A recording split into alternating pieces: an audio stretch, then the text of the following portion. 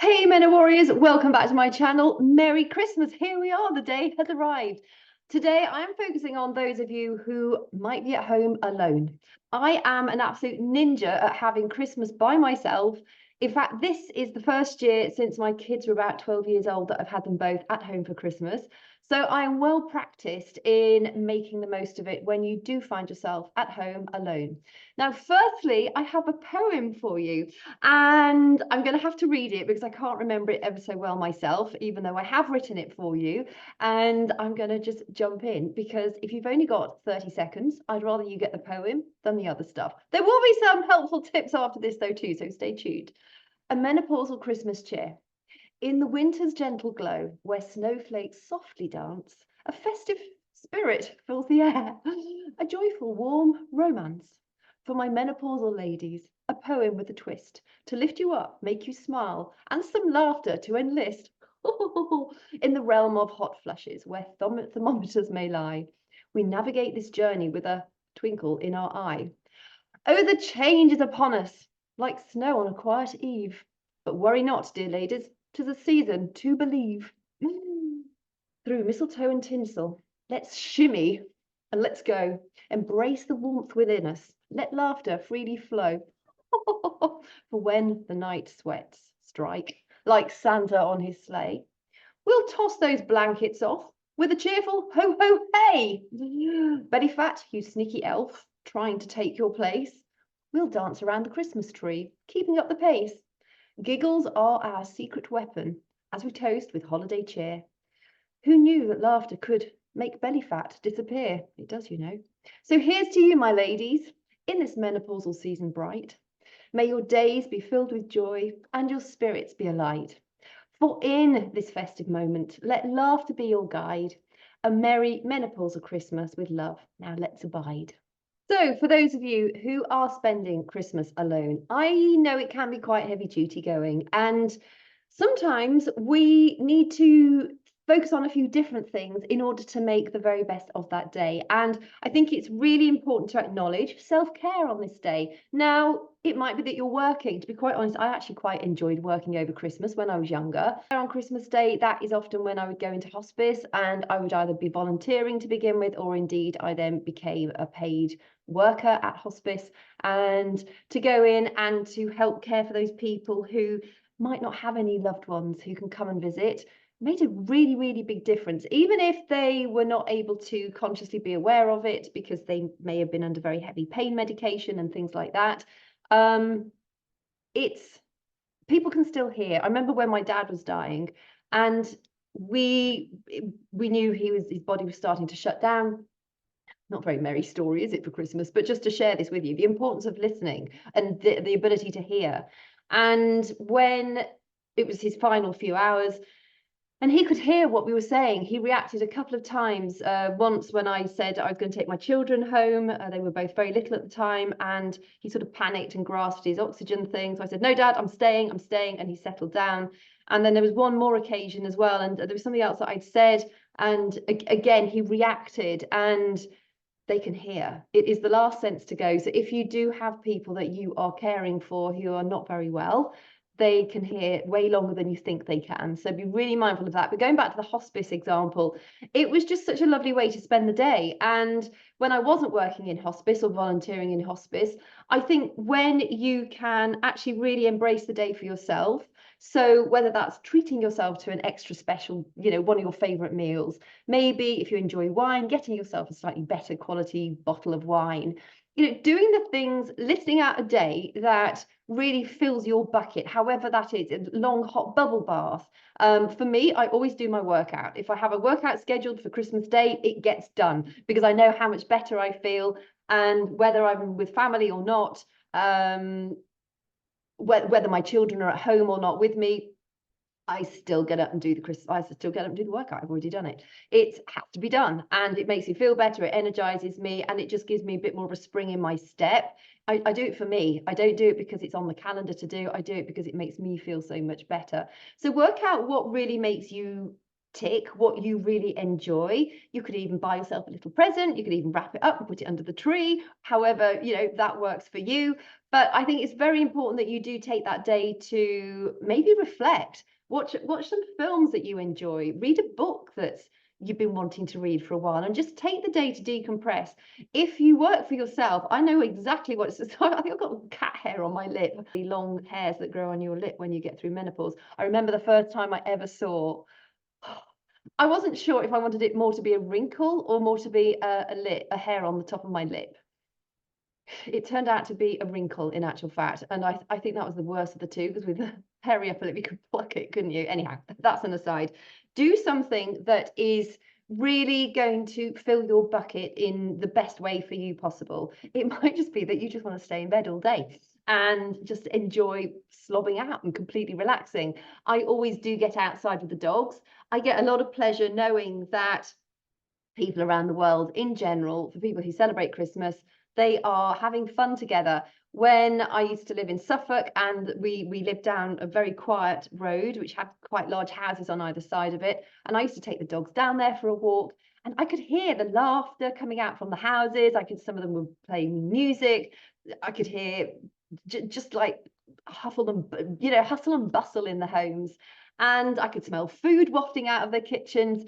And it gave me a really lovely sense of that combined enjoyment. Even though I was by myself, I really surfed that wave of other people's enjoyment of the day. So I really recommend, if you're able to do that and to embrace the spirit of Christmas as it is. Another thing you can do, and this is something I do with my team, I do it myself every year, but I do it every month, but is to reflect, how have things gone for you?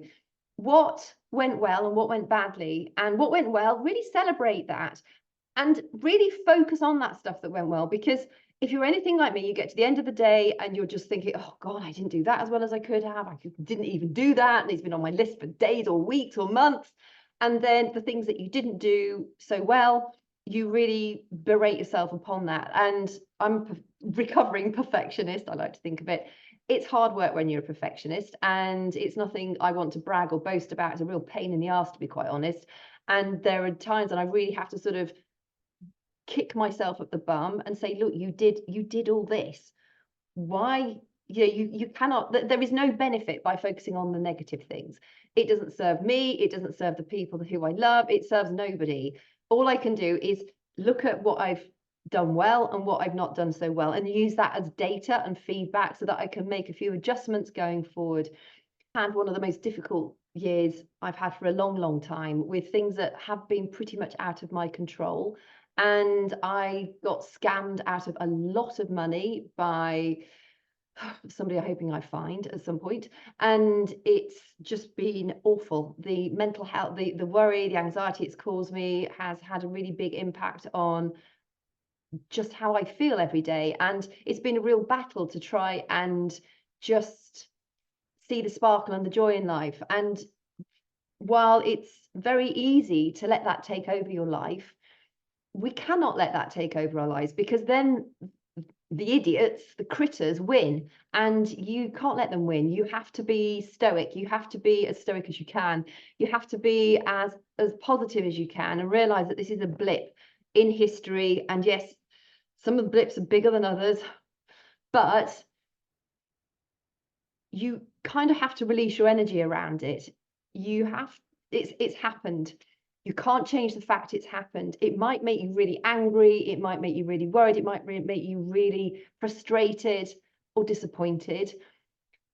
Acknowledge those and then move fastly forward as much as you can, because it doesn't serve you any good. If you can take action on it, take action to try and resolve that situation.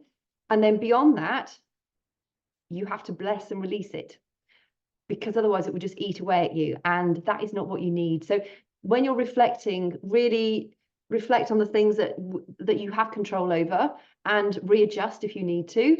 Celebrate the things that have gone well, and those things that you have no control over, draw an invisible line, detach. If you can see a binding, an invisible binding between you and it, just bloody hack that flipping binding off and get rid of it, because you cannot carry the weight of that disappointment, that regret forward with you.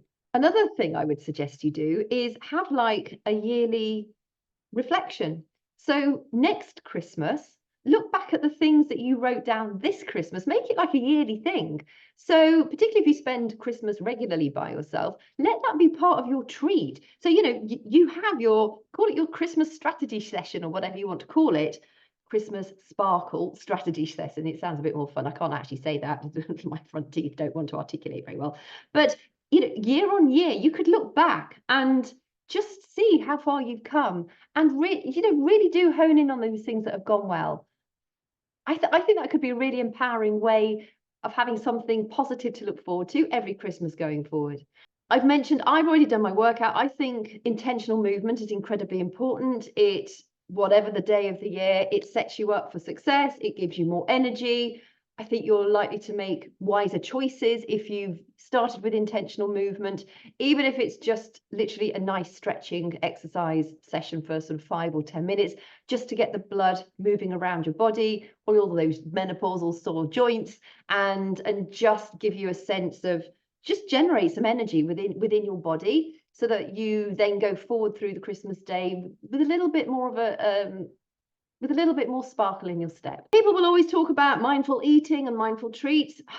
To be quite honest, it's one day a year. It doesn't matter if you eat the whole box of chocolates. It's not going to kill you. It might not make you feel so good, and you're probably not going to sleep so well, and you may have a few hot flushes that night, or you might wake up with raging anxiety because, to be honest, the sugar's not going to be good for you. But if you eat the whole box of chocolates, just bloody enjoy them. Do not feel guilty about it. We live in such all these boxes where we're supposed to do this and we should do that, we should do that, we shouldn't do this. It's just like it's Christmas Day, enjoy it. If you drink the whole bottle of wine, drink the whole bottle of wine. Yes, you're probably going to have a hangover. You're going to have more hot flushes. You're not going to feel so well. Your menopause symptoms aren't going to be great, but don't regret it. If you end up doing that, just bloody do it. Turn on the television, watch the film that you want to watch 3 films that you want to watch, chill out, have a day where you really do indulge your senses in the things that make you feel happy and just spoiled and treated. And that doesn't go to say, if you love water, if you're in the sober camp, bloody hell, hats off to you.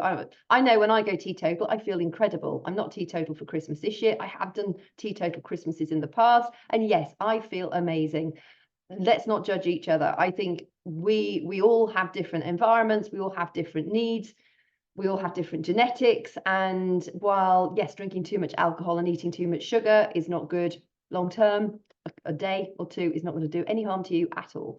So just take away the sting of regret and just enjoy the day on your terms for you. If you are getting together with your kids at a later date, this is what we always used to do. December 29th tended to be our Christmas day, and it became the day of the year that I looked forward to the most.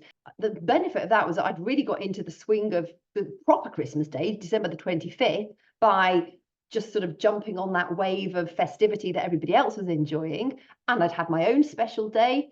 And then when I had my kids back for Christmas on the 29th, we used to have another entirely special Christmas day. And then the 30th was our Boxing Day. And then obviously that leads into New Year's Eve and then New Year's Day. So it was really, really good fun. And I think you can have your Christmas day on whatever day suits you the best, and then really benefit from the global Christmas day as well. In that way, you get 2 Christmas days. Rather than seeing it as a lack and something that you are missing out on because you're not all together on your Christmas day, see it as a bonus. You get your own special Christmas day, the 25th, today, and then you get your other Christmas day whenever you get together with your family or your loved ones. Social media gets a bad rap. There will be a lot of messages of love and Christmas wish and cheer out on social media today. So if you're feeling disconnected, have a scroll. Again, that is something that I never recommend to anyone because it's a time waste, and particularly if you run your business within the social media world, you have to be super productive with your time. If you're feeling lonely on your Christmas day, have a scroll. There'll be lots of other people out there feeling exactly the same as you, and you can support each other. You can start a few conversations between each other. If you're feeling lonely, get in touch with somebody else, make friends on social media, message some of those friends of yours that you know are also alone on Christmas Day. If you're religious, you can go to your local church service. I bet there will be a food bank or a soup kitchen near to you somewhere. You could always pop down there, see if you can be of any help to anyone. Even if you just go and stand in the line and chat to people who are standing in the queue waiting for the soup kitchen. There is so much that you can do to make your Christmas day more enjoyable, more purposeful, and really give you a sense of community and almost just an invisible hug, really. So while you may want to go wild on your Christmas day at home, you might want to get out into the community and really be part of that Christmas cheer for people who need a little bit of extra support. The thing is, let your creativity run wild. Do you have things you want to start? Have you been planning on knitting a jumper for like the last decade, like I have? I've still not started it. Maybe start something like that. If you have a jigsaw puzzle, do a jigsaw puzzle. There's all sorts of things that you could do. You could start some art or drawing, or you could do, if you're like me, you love DIY projects, you could start a DIY project. It might be that you want to spring clean your entire house. That might make you feel incredible on Christmas Day. Don't feel like you have to fit in a box because other people expect you to do it in a certain way. You might want to just I'm lucky, I'm surrounded by mountains. You might just want to get outside, put a backpack on, take a packed lunch, maybe a little hip flask of sloe gin or something, or not, flask of tea, and get out into nature and literally spend all day outside rambling and just enjoying what we have on our doorsteps. So with that, I wish you a Merry Christmas. I hope you're not feeling lonely. There's a huge difference between being lonely and alone. And lonely is not a good place to be. Alone is just a fact. It's just you're not with anybody else. If you have pets, give them a big special hug, maybe give them a bath. If they need a bit of a freshen up, have a bath yourself, share a bath. Maybe not. I just wish you a very, very Merry Christmas and a lot of cheer, and I will look forward to seeing you next week. Oh, by the way, if you've not already subscribed, make sure you do, and please give me a thumbs up. And I hope you liked my poem to begin with. It's a bit corny, but anyhow, I love poetry and I think it's really good fun. I will talk to you soon. If you've got anything you'd like me to cover in a future episode, just send me a message or put it in the comments below. Thank you for your company and Merry, Merry Christmas.